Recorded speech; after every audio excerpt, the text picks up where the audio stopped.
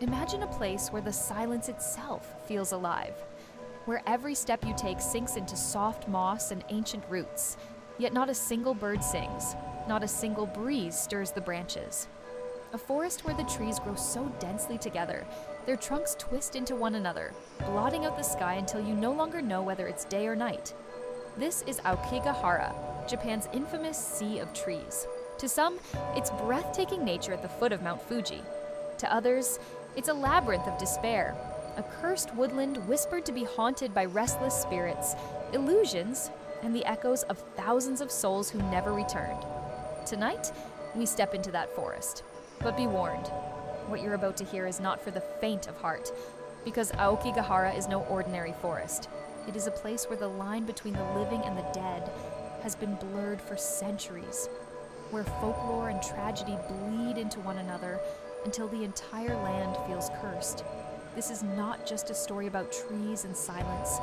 This is a story about voices that whisper where no one stands, shadows that trail behind you though you are alone, and an ancient darkness that seems to hunger for the lost. Before we go deeper into these woods together, pause for just a moment. Tell me, where are you watching this from, and what time is it right now? Drop it in the comments below. It's always fascinating to see how many people across the world come together here, in this dark corner of the night. And while you're there, don't forget to hit subscribe and ring the bell so you don't miss the next descent into horror history. Because tonight, you'll need every ounce of courage you have. Let's step into Aokigahara. The very name means sea of trees. From above, the forest looks like a green ocean, rippling with waves of dense foliage. It spreads across the base of Mount Fuji, stretching for nearly 30 square kilometers. If you stand at the edge, it looks enchanting. A fairy tale forest with winding paths and emerald moss carpeting the ground. But cross the threshold and venture deeper, and the air begins to change. The forest consumes sound. Birdsong fades away. The wind dies down. Even your own footsteps feel muffled, as though the trees themselves are swallowing every noise, keeping them from escaping. The silence is so complete, so oppressive, that many who enter describe it as stepping into another world. This eerie quiet isn't just imagined. Scientists say the thick lava rock beneath the soil, formed centuries ago from Mount Fuji's eruptions, absorbs sound. It also distorts magnetic fields, which means compasses often spin uselessly, refusing to give a direction. GPS signals weaken. Travelers lose their sense of orientation. In this maze of identical trees, twisted roots, and faint trails, it's frighteningly easy to lose track of where you are, and once you're lost, the silence closes in, as if the forest itself wants to hold you. It's no wonder, then, that for hundreds of years, Aokigahara has been a place of fear and superstition. Ancient Japanese folklore speaks of yurei, the restless spirits of the dead, who wander the earth bound by rage, sorrow, or unfinished business. Locals long believed Aokigahara was home to these yurei, and many refused to enter after dark. The forest became associated with ubasut as well, the grim legend of abandoning the elderly in remote mountains or forests to die when food was scarce. Some tales suggest that Aokigahara was one such place, a silent graveyard for the forgotten. The souls of those left behind were said to haunt the woods, crying out in the night, luring others to the same fate. Whether ubasut truly occurred here remains debated, but the legend itself stained Aokigahara's reputation long before the tragedies of the modern era.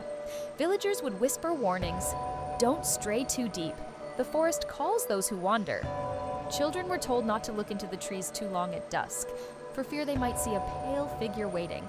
Even the name whispered fear, for while Sea of Trees might sound poetic, it also implied drowning, a vast green ocean you could sink into and never escape. But perhaps the most chilling part of Aokigahara is the way it preys upon the mind. Even the most rational travelers describe strange sensations, hearing faint whispers that vanish when they turn, seeing figures between the trunks that melt into mist, feeling as though someone or something is following close behind. Some report sudden bursts of despair, a heavy weight pressing down on their chest, as if the forest itself is feeding on sorrow. Whether it is psychological suggestion, natural disorientation, or something far darker, one thing is certain: Aokigahara knows how to unsettle even the bravest. Consider this: You are walking along one of the faint trails. The path is narrow, hemmed in by tangled branches that claw at your shoulders. You pass what looks like a ribbon tied around a tree, fluttering faintly in the still air. A little further, another ribbon, then another. Sometimes red tape, sometimes string, sometimes plastic tied to branches. These markers are not decorations. They are lifelines left by those who entered the forest unsure whether they would ever leave. Some explorers tie them so they can find their way back. Others, those who came with darker intentions, tie them as a final breadcrumb trail for searchers to one day find what remains. And remains are often found. Shoes left neatly on the moss, a tent abandoned mid-use, a diary with its last page half filled, a photograph of a family smiling, placed carefully against a tree trunk. These fragments of human life scatter the forest floor, frozen in time, reminders that this place has swallowed more than just silence. It has swallowed hope, swallowed futures, swallowed entire lives. For decades, Aokigahara has been infamous as one of the world's most notorious suicide sites. Officials patrol regularly, searching for the lost. Signs in both Japanese and English plead with visitors. Your life is a precious gift from your parents. Please reconsider. Think of your family, your children. But not all who walk into the sea of trees turn back. The deeper you go, the more it feels as though the forest itself resists you. Branches grow thicker, light grows dimmer, moss spreads over every surface, soft but suffocating. The lava floor juts upward in strange formations, black rock twisted into unnatural shapes, as though Mount Fuji's anger still lingers beneath the soil. And all around, the silence presses closer. No birds, no rustle. Just you, your heartbeat, and the sense that the forest is listening. We will go deeper into the stories, into the spirits, the tragedies, the legends that refuse to die. But remember this, once you step too far into Aokigahara, you may never walk out again. The forest of Aokigahara is not simply a place of tragedy in the modern age. It is a landscape drenched in centuries of legend, where ancient Japanese beliefs about the dead and the supernatural breathe through every moss-covered root. To understand why this forest is feared, why even hardened hikers hesitate to wander too deep, we must step into the world of old folklore, into the shadows of Yurai and the whispered tale of Ubasut. In Japanese culture, death has always carried with it layers of ritual and belief. The soul, it was said, does not always pass peacefully into the afterlife. When a person dies under violent, sorrowful, or unnatural circumstances, their spirit can remain bound to the earth, unable to find rest. These are the Yurei, ghosts of the restless dead. Unlike Western ghosts, often described as fleeting or harmless, Yurei are thought to be deeply emotional beings, tied to feelings of rage, sadness, jealousy, or despair. They linger near the site of their death, or near those who wronged them, appearing pale, with long black hair and white funeral robes, their arms hanging limply, their presence chilling to the bone. And where in Japan would such spirits be more likely to gather than Aokigahara, a place long associated with loss, sorrow, and abandonment? Villagers believed Yurei roamed among the trees, waiting to lure the living. Travelers claimed to hear their wails late at night, long, piercing cries carried without wind. Some said they glimpsed pale figures just beyond the trail, faces hidden by hair, only to vanish as soon as they looked directly. Others swore that voices would whisper their name in the stillness, pulling them off the path until they were hopelessly lost. To walk into Aokigahara, villagers said, was to risk not only your way but your very soul. Then there is the darker legend of Ubasudo. In times of famine or hardship, when families could no longer feed all mouths, there were whispers of a cruel solution, leading the elderly deep into the mountains, leaving them behind to die. Though historians debate whether this was truly practiced, the folklore persists, and Aokigahara is often mentioned as one of the places where the abandoned met their fate. Imagine the sorrow of such a death. Confused, alone, left to starve or freeze in silence. If such things did happen, is it any wonder that the souls of the forsaken might linger, angry, desperate, and unwilling to move on? Whether or not Ubasut truly marked Aokigahara, the forest's reputation as a place of restless death grew. For centuries, storytellers spoke of spirits who wandered its depths. Priests warned against venturing into it. Some travelers left offerings, coins, food, or charms at the forest's edge, praying for protection. And always, the whisper endured, the sea of trees is not empty.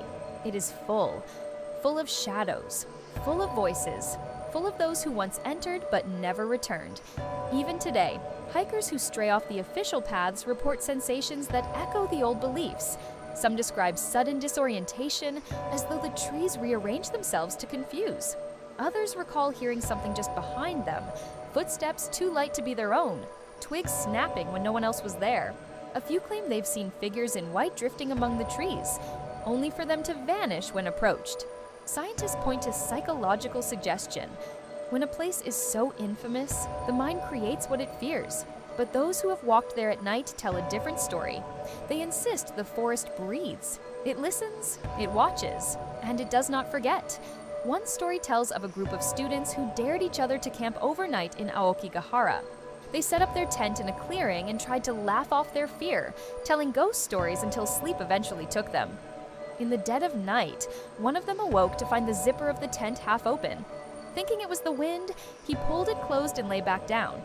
Moments later, he heard the soft shuffle of feet around the tent. Then whispers, indistinct at first, then clearer, voices calling their names. He sat frozen, his friends asleep around him, listening as the whispers circled closer and closer. When he finally shook one of his friends awake, the noises stopped. The next morning, they found strange footprints outside the tent, leading deeper into the forest, though no other campers were nearby. Another account comes from a man who entered the forest determined to take his own life. He brought a rope, found a tree, and prepared for the end. But as he hesitated, he heard what he swore were footsteps behind him. He turned, but no one was there. Again, footsteps, closer now. And then a voice, soft, almost tender, whispering his name. Terrified, he dropped the rope and fled. Later, he told his story, convinced that a spirit in the forest had wanted him to join it, that had he stayed, he would never have left. Skeptics argue these are illusions caused by stress, fear, and the oppressive silence. But believers insist the forest is alive with energy, a magnet for the lost and the grieving, a place where the veil between life and death is paper thin.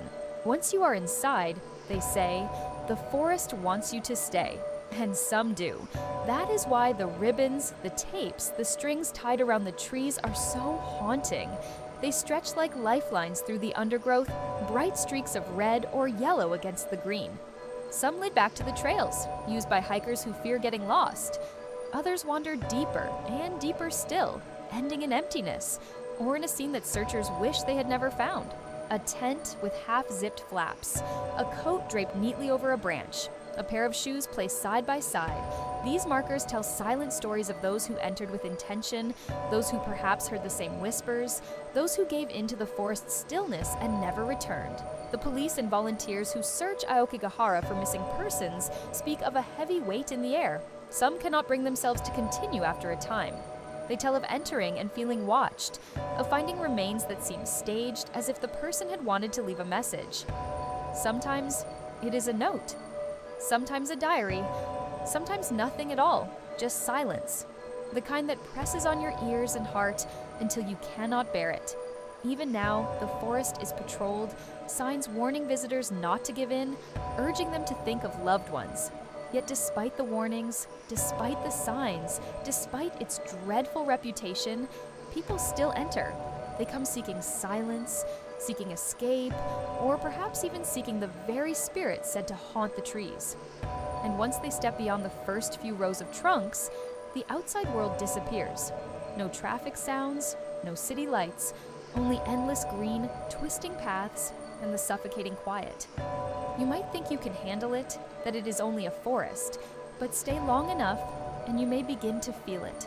The air heavy against your chest, the shadows between trees seeming to pulse, the irrational but undeniable feeling that you are not alone.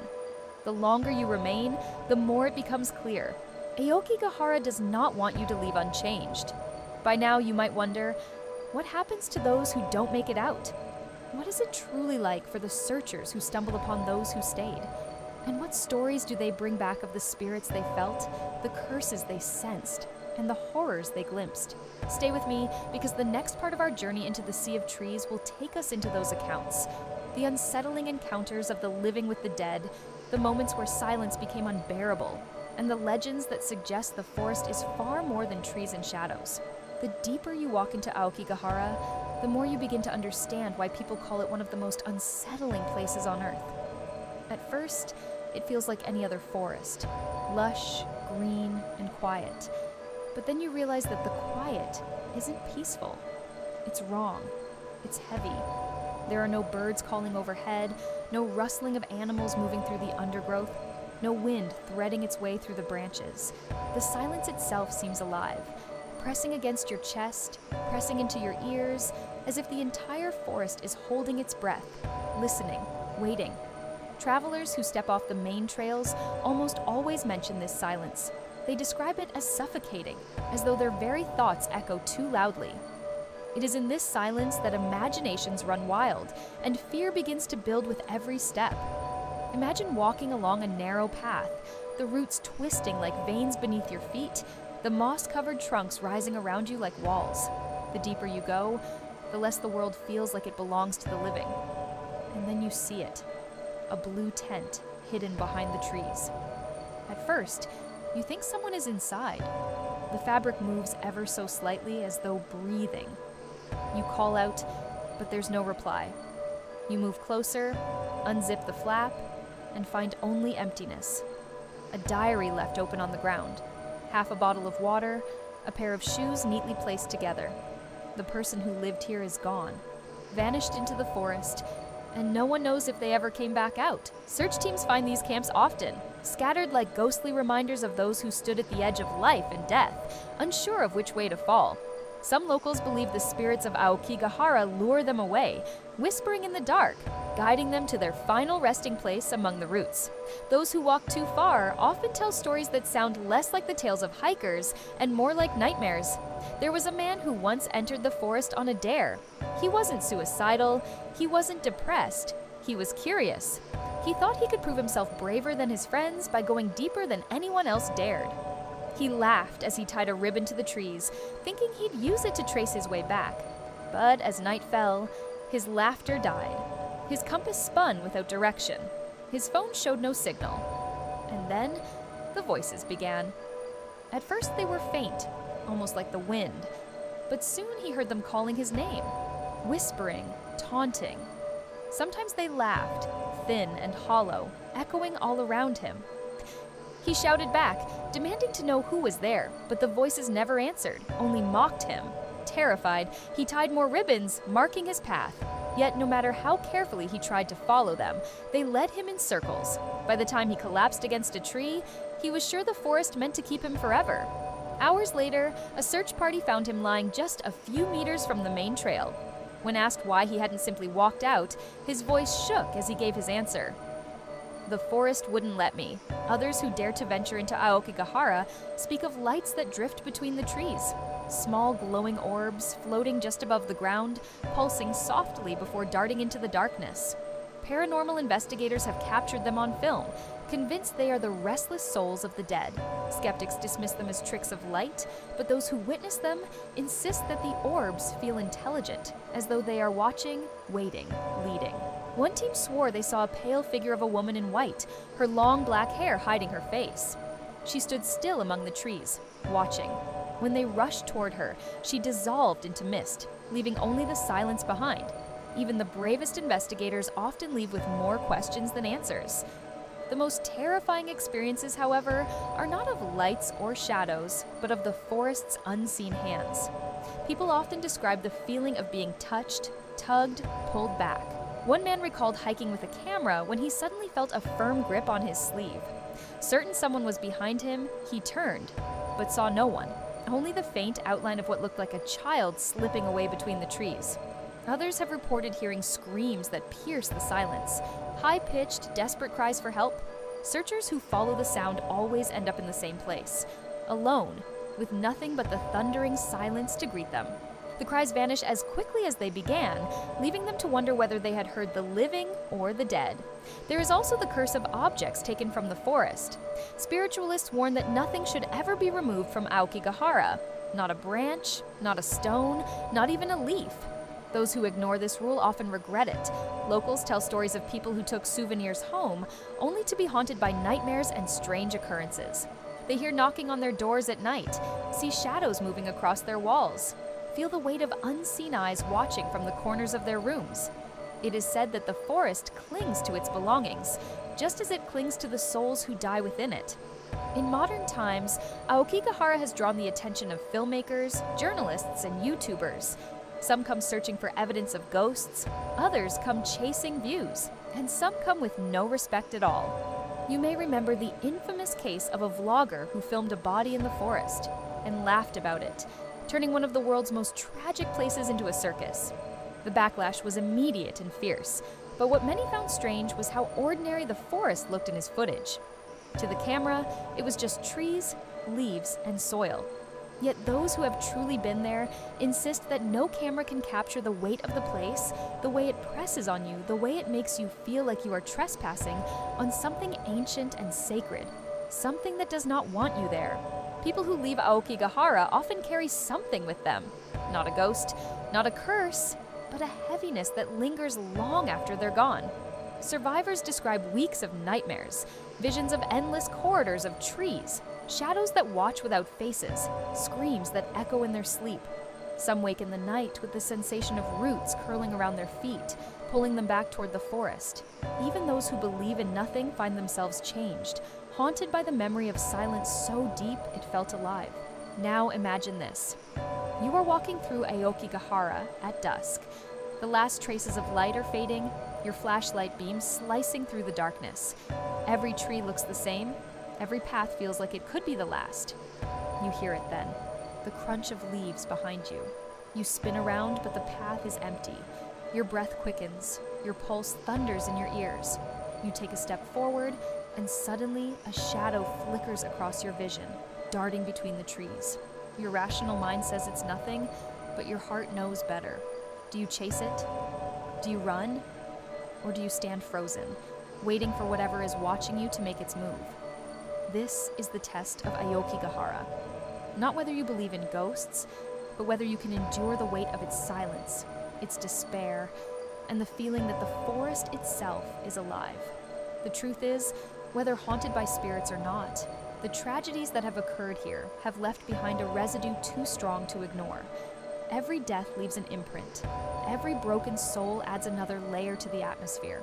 Step deep enough into Aokigahara, and you don't just walk among trees, you walk among memories, among pain, among shadows that refuse to fade. And whether you believe in yurei, orbs, curses, or nothing at all, you cannot deny that this is a place where the boundary between the living and the dead feels dangerously thin. Before we move into the final chapter of this journey, I want to know, if you were given the chance to spend just 1 hour alone in Aokigahara, would you take it? Would you brave the silence, the shadows, the whispers that may or may not be real? Comment below with your answer, and don't forget to tell us the country you're watching from. And if you haven't already, hit that subscribe button, because in the final section, we'll uncover what Aokigahara truly represents and why it continues to draw people toward its darkness century after century. When the sun disappears behind Mount Fuji and night swallows Aokigahara, the forest changes into something unrecognizable.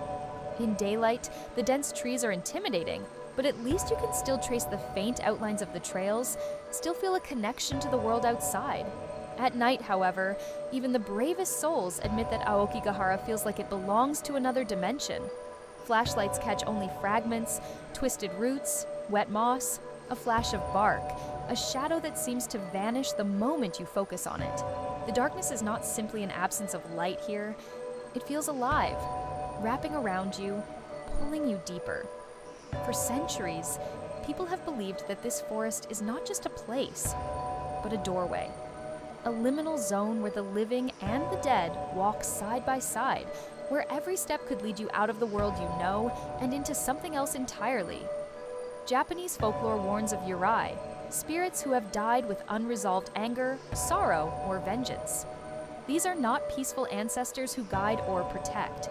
They are restless, trapped, and dangerous. Aokigahara, many say, is full of them. Spiritualists believe the souls of those who ended their lives here are unable to move on. bound eternally to the forest. Their despair becomes fuel, their pain becomes energy, and the silence itself becomes their voice. Explorers claim to feel sudden chills, as though someone is standing directly behind them. They hear footsteps in the leaves when no one is near. They see pale hands reaching from the roots, only to vanish when touched. These are the signs of the Yurei, and they are said to linger not just in the trees, but in the minds of all who enter. Perhaps one of the most disturbing things about Aokigahara is how often people are drawn to it without knowing why. Locals tell stories of travelers who come to Japan for completely different reasons: tourism, work, school, yet somehow find themselves pulled toward the forest, almost as if it calls them by name. They arrive with no connection, no reason to go. But once inside, they feel an invisible weight, a whisper urging them to stay. Some spiritualists insist the forest itself hungers for souls, that it is not just haunted but predatory.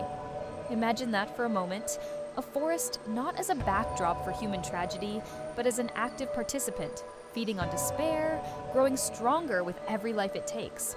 But beyond the folklore, there are chilling real-world accounts that make you wonder if the stories are more than just legends. Former police officers who patrolled the area speak of finding bodies in positions too strange to ignore.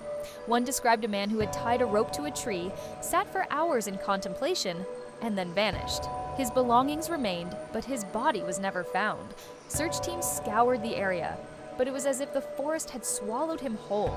Another case involved a woman found lying peacefully on the forest floor, her hands folded across her chest as though she had simply gone to sleep. What unsettled the officers most was not her appearance, but the fact that her tent was filled with fresh food, unopened water bottles, and even a small gas burner. There was no sign of struggle, no sign of despair. It was as if something beyond her control had taken her decision away. Even stranger are the reports of those who have walked into Aokigahara intending to take their lives, only to be overcome by something unexplainable. One survivor spoke of hearing her deceased grandmother's voice calling her back. Another swore he saw a young child running through the trees, guiding him toward the edge of the forest until he stumbled out onto the road. Whether these are hallucinations born of stress, tricks of the mind, or something truly supernatural, no one can say. But one thing is certain: people go into Aokigahara to die, and some come back with stories that change them forever. And then there are the mirrors of silence that the forest holds. A researcher once compared Aokigahara to an acoustic chamber, a place where sound behaves unnaturally. The volcanic rock beneath absorbs noise, and the thick canopy blocks out wind. What you are left with is a silence so profound it can drive a person mad. Think of how our lives are filled with constant background noise: cars, voices, electronics, even the hum of the earth itself. In Aokigahara, all of that is stripped away. You hear only your own breath, your own heartbeat. Many believe this silence acts as a mirror, reflecting back the darkest thoughts and fears of those who enter. In this way, the forest doesn't just passively watch, it participates. It pulls your despair to the surface, forcing you to face it, amplifying it until you can no longer bear the weight. Visitors who make it out often describe lingering effects that haunt them for weeks, months, sometimes years. They wake in the night convinced they are still there, hearing the crunch of leaves behind them, the whisper of voices in the dark. They dream of endless trees, of paths that loop back on themselves, of ribbons that lead them nowhere. Some even report strange marks on their bodies, scratches across their arms or legs they cannot explain. They wonder if something followed them home, if the forest lets go as easily as they believe. There are also the stories of the cursed guides. In Japan, some who have worked in recovery teams claim that the spirits of Aokigahara resent their presence. These guides speak of feeling physically ill when retrieving bodies, of being plagued by nightmares afterward. One man confessed that after years of this work, he could no longer enter the forest at all. Even walking near the edge made him shake uncontrollably. Another claimed he saw a figure crouch next to a body, its long hair hiding its face. When he shouted, it turned toward him, revealing empty sockets where eyes should have been. When he blinked, it was gone. The forest, he said, had made him see what it wanted him to see. And yet, for all its terror, Aokigahara remains a place of fascination. Tourists visit, snapping photos of the trails, posing beside signs that plead with visitors to reconsider their actions. Paranormal investigators set up cameras and recorders, hoping to catch evidence of the whispers and shadows. Some leave disappointed, claiming the forest is nothing but trees and silence. Others leave convinced they encountered something they will never forget. What unites them all is the feeling that Aokigahara is not simply a forest. It is a story written not on paper, but in the soil, the roots, the lives it has taken, and the silence it demands. So now, as we step back from this journey, ask yourself, what is Aokigahara really? Is it a cursed place, haunted by restless spirits, yurei who refuse to leave the living alone? Is it a psychological mirror, amplifying despair until people can no longer carry it? Or is it something darker, a living force that draws people in, feeding on them, keeping their stories hidden beneath its canopy? Perhaps it is all of these. Perhaps it is none. The truth may never be known, and maybe that is what makes it so powerful. What we do know is this: Aokigahara is unlike any other place on Earth. It is a forest where silence is a predator, where shadows walk without bodies, where hope and despair clash in the darkest corners of the human soul. It is a place that does not let go, whether you believe in the supernatural or not. And perhaps that is why it continues to capture the world's imagination. Because deep down, we all fear what the forest represents. Not just death, but the loneliness of it. Not just silence, but being silenced forever. So I ask you, would you dare to walk into Aokigahara alone? Would you trust your mind against its silence? Would you trust your soul against its shadows? Comment below with your answer and tell us where in the world you're watching from. And if you've been gripped by this journey into Japan's suicide forest, make sure to subscribe, because there are more haunted places, more cursed legends, and more stories waiting in the dark. And you won't want to miss them.